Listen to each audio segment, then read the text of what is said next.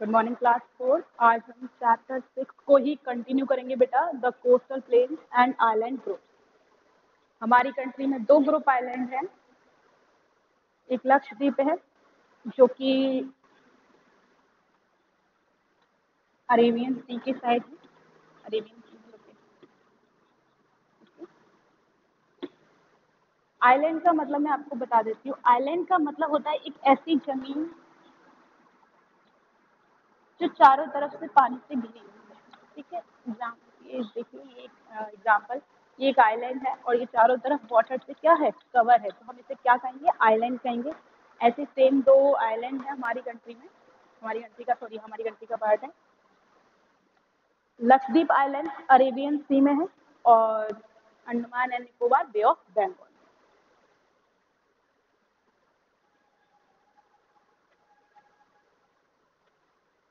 Andaman and Nicobar Island. There are 572 islands in the Andaman and Nicobar group. इसका मतलब होता है, आप द्वीप कह सकते हैं या टापू कह सकते हैं। ठीक है, हिंदी में इसका मतलब होता है, इसका मतलब द्वीप या टापू। जो अंडमान एंड निकोबार ग्रुप्स है, उसमें 572 क्या है, आइल्स पाए जाते हैं, मतलब टापू पाए जाते हैं। उनमें से 38 ऑफ दैम, यानी कि 572 में से सिर्फ 38 टापू पर लोग रहना, मतलब रहते हैं, इनहेबिटेड। बाकी सब क्या है, एम्प्टी, मतलब कोई नहीं रहता उन पर। सिर्फ 38 ग्रुप टापू ऐसे हैं अंडमान एंड निकोबार आइलैंड के जिन पर लोग रहते हैं। इनहेबिटेड का मतलब होता है रहना। दिस ग्रुप ऑफ इस island is like an arc in which the Andaman island are in the north. ये जो ग्रुप है अंडमान एंड निकोबार का, ये आर्क की तरह है। आर्क का मतलब होता है,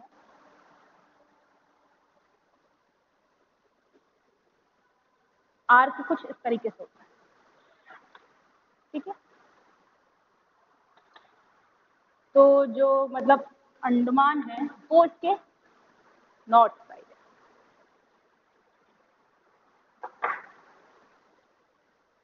जो अंडमान है वो नॉर्थ साइड है और जो निकोबार है वो साउथ में, साउथ के साइड है। इसका सदर्न टिप जो है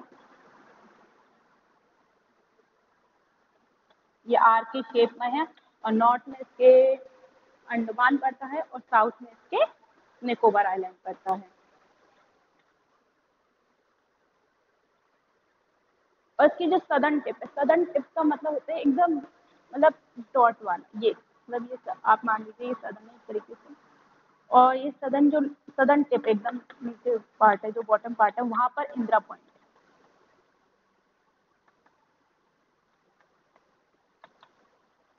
Indira point located. It got submerged under the water in 2004 during the tsunami disaster. ये क्या हुआ, एक तरीके से सबमर्ज्ड हो गया 2004 के सुनामी में, मतलब जो ये इंदिरा पॉइंट है एक तरीके से सबमर्ज हो गया है 2004 में सुनामी के वजह से। डिटेल में हम अंडमान एंड निकोबार ही पढ़ रही हैं। The Barren Island, India's only active volcano, is situated here. The volcano last erupted in May 2005. जो बैरन आइलैंड है, आइलैंड एक्टिव वॉल्केनो है, वो सिर्फ यही लोकेटेड, इंडिया का ओनली एक्टिव वॉल्केनो जो है वो अंडमान एंड निकोबार में ही लोकेटेड है। वो लास्ट जो इरप्ट हुआ था, मैं आपको पहले बता देती हूँ कि एक्टिव वॉल्केनो क्या होते हैं। एक्टिव वॉल्केनो का मतलब होता है ऐसे वॉल्केनो जो पास्ट के 10 ईयर्स में, यानी कि पिछले 10 साल में कभी ना कभी, मतलब पास्ट में कभी ना कभी एक बार इरप्ट हो चुके हैं। इरप्ट का मतलब होता है फूट जाना। ठीक है, वो एक बार इरप्ट हो चुके हैं। ये लास्ट इरप्ट हुआ था 2005 में। एक बार इसको समराइज कर लेते हैं अंडमान निकोबार को। अंडमान निकोबार में 572 द्वीप हैं, जिसमें से सिर्फ 38 आइल्स पे ही लोग रहते हैं। और ये एक आर्क की शेप में, अंडमान निकोबार जो आइलैंड है वो एक आर्क की शेप में, नॉर्थ में इसके अंडमान है और साउथ में इसके निकोबार है। इसका जो सदर्न पॉइंट है उसमें इंदिरा पॉइंट लोकेटेड है, जो कि सबमर्ज हुआ था सुनामी लहरों की वजह से, जो कि 2004 में आई। इंडिया का जो ओनली एक्टिव वॉल्केनो है वो यही इसी ग्रुप में पाया जाता है। एक्टिव का मतलब, एक्टिव वॉल्केनो का मतलब होता है जो पहले कभी एक बार इरप्ट हो चुका है, यानी कि फट चुका है, मतलब उसका लावा बाहर निकल चुका है। तो जो ये इंडिया ओनली एक्टिव वॉल्केनो है, जिसे हम बैरन आइलैंड के नाम से भी जानते हैं, वो 2005 में इरप्ट हुआ, लास्ट 2005 में इरप्ट हुआ। ठीक है, ये हमने अंडमान एंड निकोबार के बारे में पढ़ा। अब हम पढ़ेंगे लक्षद्वीप आइलैंड के बारे में, जो कि लोकेटेड किधर है, अरेबियन सी। ठीक है, और ये bay of Bengal, Andaman and Nicobar. The Lakshadweep Islands are close to the Malabar coast of the India. There are about 43 islands in this group. Malabar coast. जैसे मैंने आपको ईस्टर्न कोस्टल लाइन पढ़ाई थी, उसमें उस ईस्टर्न कोस्टल लाइन को 3 पार्ट्स में divide किया था, northern circle, Andhra coast, Coromandel coast. ऐसे सेम एक वेस्टर्न लाइन है जो कि अलग अलग पार्ट में डिवाइडेड है। ठीक है, तो जो हमारा लक्षद्वीप आइलैंड है वो मलाबार कोस्ट के क्लोज लोकेटेड है, के अंदर लोकेटेड नहीं है, क्लोज मतलब ये आप देख लीजिए, यहाँ पर ये अरेबियन सी आता है, Malabar coast, western coastal line को 3 पार्ट्स में डिवाइड करते हैं, और जो लक्षद्वीप आइलैंड है वो मलाबार कोस्ट के नियर बाय पड़ता है। ठीक है, इसमें 43 आइलैंड्स हैं, जैसे कि उसमें 572 आइलैंड थे, इसमें 43 आइलैंड है। Barren island which has the only active volcano India is located here, Barren island.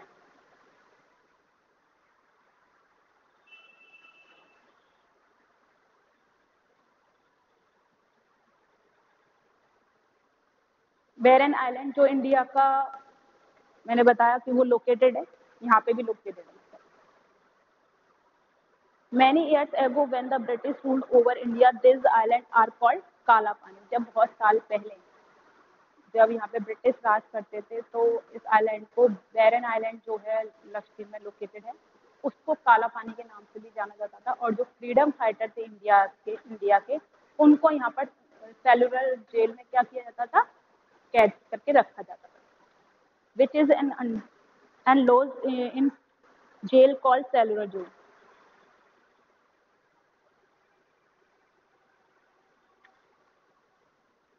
And lord in jail called cellular jail which is in Andaman and Nicobar island.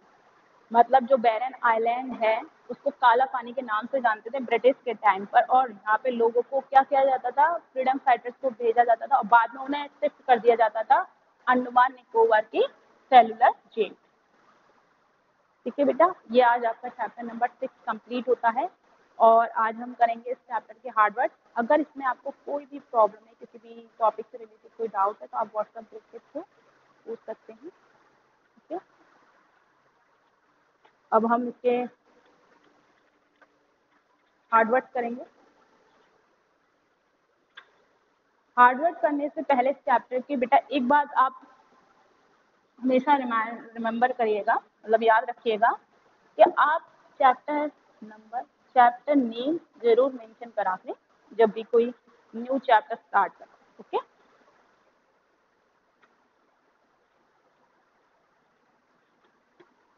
फिर हार्ड वर्क हेडिंग डालेंगे,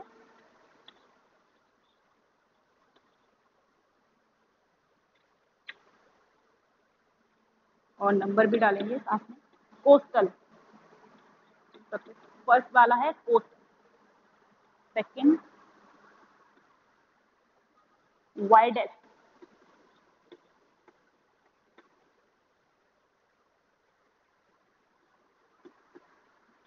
third travels, fourth narrow,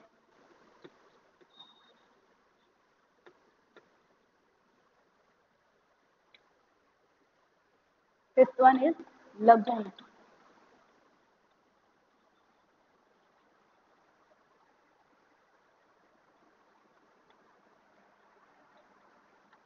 export,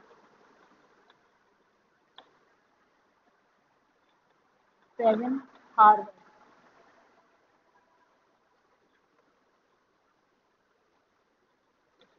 eight fertile,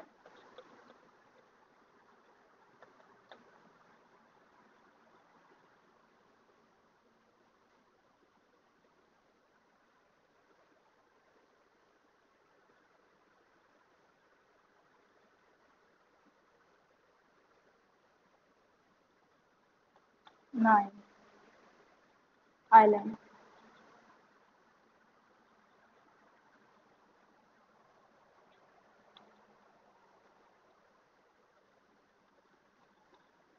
erupted.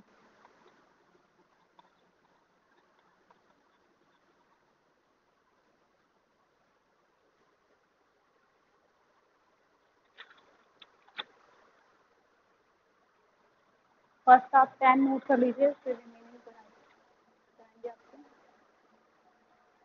एक बार इनका meaning और जान लेते हैं।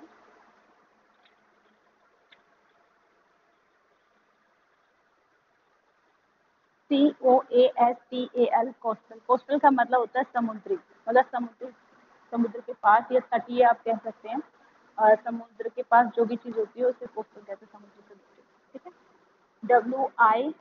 WIDEST, widest. Widest का मतलब होता है चौड़ा होना किसी चीज़ का। ठीक है, जैसे कि ये ये दो लाइन है, इनके बीच में बहुत ज़्यादा डिस्टेंस है, तो ये क्या है, मतलब चौड़ा। ठीक है, किसी चीज़ का चौड़ा होना।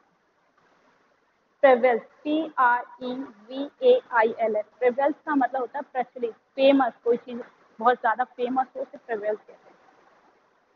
NARROW, narrow. नैरो का मतलब होता है सकरा। सकरा मतलब जिसके बीच में, अभी मैंने बताया, जिसके बीच में डिस्टेंस ज़्यादा हो, जो चौड़ी थी वो, और जो मतलब बहुत कम डिस्टेंस हो, कम बहुत ज़्यादा, मतलब सकरी एकदम, ज़्यादा जगह नहीं है किसी चीज़ के बीच में। Lagoon, LAGOON, lagoon. लगून का मतलब होता है खारे पानी की झील।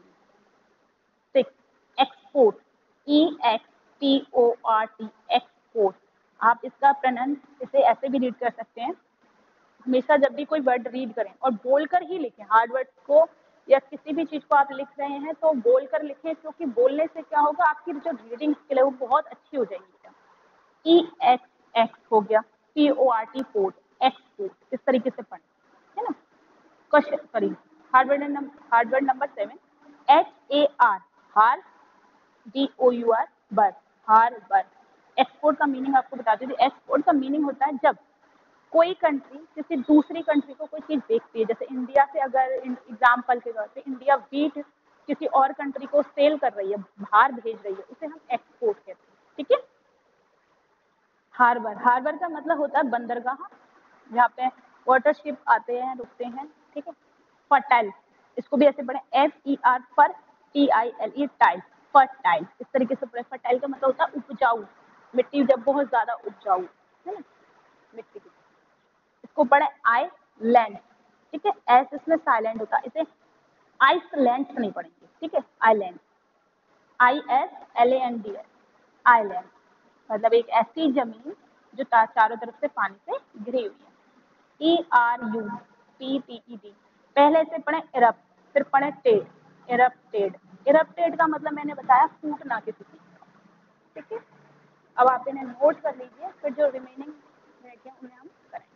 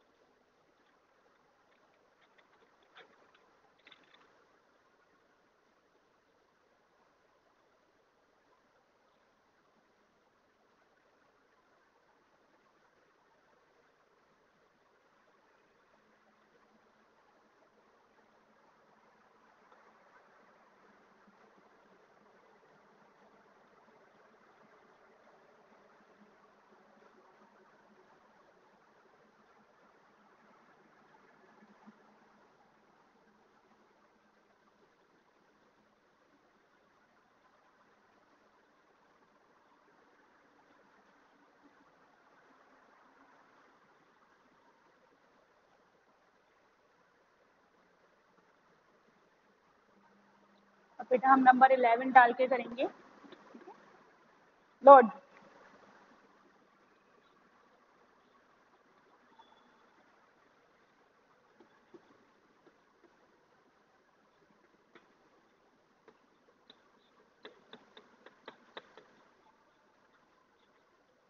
Traditional,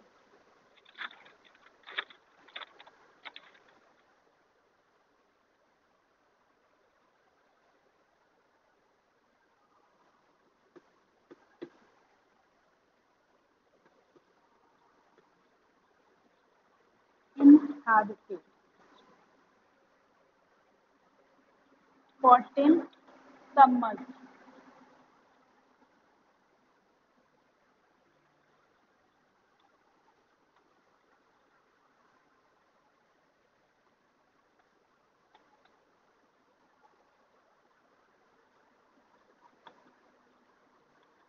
shrimp,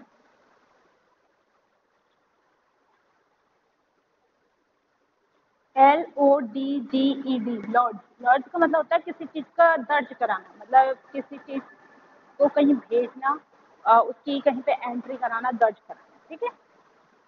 traditional, TRADITIONAL, traditional, traditional का मतलब होता है प्राचीन, मतलब जो भी पुरानी चीजें आती हैं उसमें हम मतलब पास्ट के बारे में जो भी चीजें होती हैं उसे हम ट्रेडिशनल कहते हैं। उनको आप पढ़े पहले ऐसे रीड करेंगे इस तरीके से बेटा, लॉर्ड, लॉर्ड, ठीक है। ट्रेडिशनल इस तरीके से। Inhabited, INNHABITED, habited, inhabited, inhabited का मतलब होता है किसी जगह पर बसना, कहीं रहना। SUB, सब, MERGED, सबमर्ज, सबमर्ज का मतलब होता है किसी चीज में मिक्स हो जाना, मिल जाना। श्रिम्प, SHRIMP, श्रिम्प, श्रिम्प का मतलब होता है पानी से रिलेटेड, जैसे कि फिशरमैन जो होते हैं वो मछली बेचने का काम करते हैं। कुछ लोग मछली नहीं बेचते, फिश नहीं सेल करते, जैसे कि क्रैब भी बेचते हैं, मतलब ऐसे चीजें बेचना जो पानी में ही मिलती हैं, उस काम को हम श्रिम्प कहते हैं। ऐसा बिजनेस जो पानी से निकलने वाले कीड़े मकोड़ों को ही सेल करे, ठीक है। चाहे वो फिश हो सकती हैं, क्रैब हो सकते हैं, क्रैब मतलब केकड़ा होता है, कोई भी चीज हो सकती है जो पानी से निकलने वाली, उसको मार्केट में हम सेल करें उसे कहते हैं श्रिम्प, ठीक है। रिलेटेड टू मरीन, यानी कि पानी से रिलेटेड। तो ये आप नोट कर लीजिए और आप प्लीज अपना वर्क डे टू डे करते रहिएगा, बिल्कुल भी पेंडिंग मत करिए, उसे कलेक्ट मत करिएगा।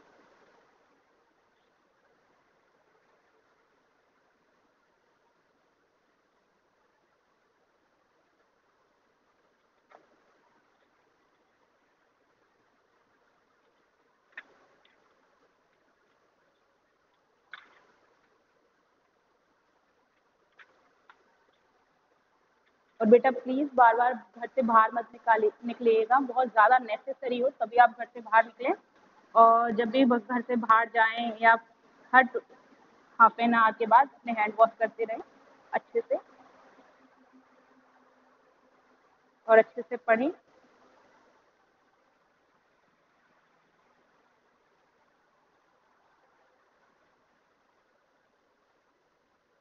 आज ये हार्ड वर्ड्स हैं, कल मैं आपको इसके कीवर्ड्स कराऊंगी और वेरी शॉर्ट क्वेश्चन आंसर कराऊंगी।